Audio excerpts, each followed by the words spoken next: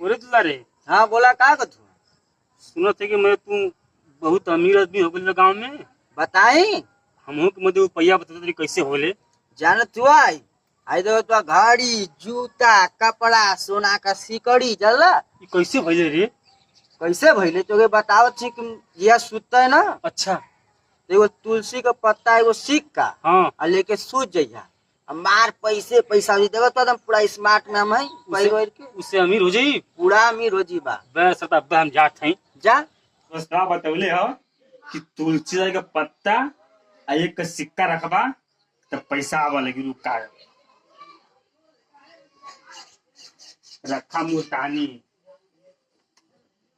अब सुता है। A few moments later.